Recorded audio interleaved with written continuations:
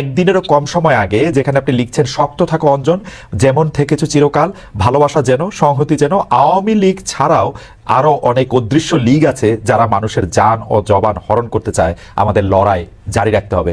আমি স্যার আপনার কাছ থেকে এই অদৃশ্য লীগ মানুষের জান জবান হরণ করতে চায়, লড়াই জারি রাখতে হবে, এটা থেকে একটু যদি আপনি একটু বিশ্লেষণ করতেন, কারাই অদৃশ্য লীগ, কাদের বিরুদ্ধে লড়াই জারি রাখতে হবে? Thank you Khaled. আমি আসলে অদৃশ্য লীগ বলতে একটু বড় করে, একটু একটু বিমূর্ত করে, অনেক বড় করে ভাবছিলাম। সেটা হলো লীগ এখানে একটা প্রতীক। আমাদের এখন যে অবস্থাটা দাঁড়িয়েছে, গত 16 বছরের আওয়ামী লীগের অকল্পনীয় জুলুম এবং একটা সর্বগ্রাসী সর্বাত্মক রাষ্ট্রীয় নিয়ন্ত্রণের কারণে আওয়ামী লীগ একটা প্রতীক হয়ে উঠেছে জুলুমের এবং সর্বাত্মক রাষ্ট্রতন্ত্রের, টোটালিটারিয়ানিজমের বা ফ্যাসিজমের।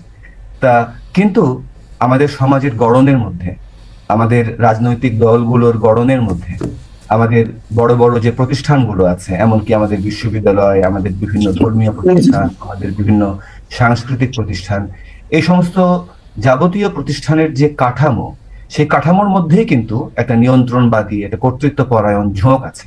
আমাদের পরিবারের মধ্যে, আমাদের বৈবাহিক কাঠামোতে, আমাদের আইন কানুনের মধ্যে, গোটা সমাজের মধ্যেই আমরা যেহেতু একটা কৃষিভিত্তিক ফিউডাল একটা সামন্ত জমিদারি ব্যবস্থার মধ্য দিয়ে কয়েক হাজার বছর বলতে গেলে পার হয়ে এসেছি, রাজতন্ত্রের মধ্য দিয়ে, সেই কারণে আমাদের সমাজের গোটা গড়নের মধ্যে, আমাদের ব্যক্তি থেকে আরম্ভ করে সর্বত্র এরকম একটা ফ্যাসিবাদী বলতে পারেন, একটা নিয়ন্ত্রণবাদী বলতে পারেন, কর্তৃত্ববাদী একটা প্রবণতা, ঝোঁক, সেটা আছে। এবং এটা এত স্তরে, এত রকম ভাবে আছে যে আমরা যদি ভাবি যে শুধু একটা রাজনৈতিক দল এবং তার অন্যান্য রাজনৈতিক মিত্ররাই ফ্যাসিবাদের মূল ঘটনা, তাহলে তাহলে আমরা বড় প্রেক্ষাপটটা আমাদের আড়ালে চলে যায়।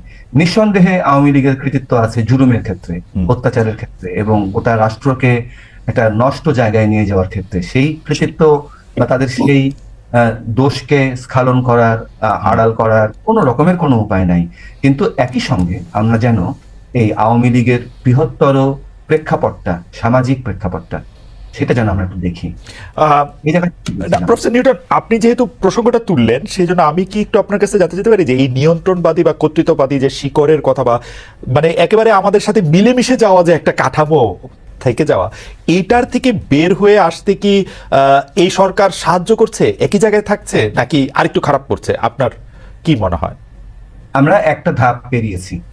আমাদের কাছে অসম্ভব মনে হচ্ছিল যে যে রাষ্ট্রীয় কাঠামোটা আওয়ামী লীগ এখানে তৈরি করেছিল দীর্ঘকাল ধরে, যার পেছনে অন্যান্য আরো বৃহত্তর রাজনৈতিক প্রেক্ষাপট আছে, তা আমরা ভাবছিলাম, আমাদের চিন্তা আটকে গেছিল। আমরা ভাবছিলাম এখান থেকে আমরা মনে হয় আর কোনোদিনই প্রায় বেরোতে পারবো না, এমন একটা অসম্ভব পরিস্থিতিতে আমরা গিয়ে পড়েছিলাম। সেখান থেকে আমরা এক ধাপ এগোতে পেরেছি। এটা একটা বিরাট ধাপ।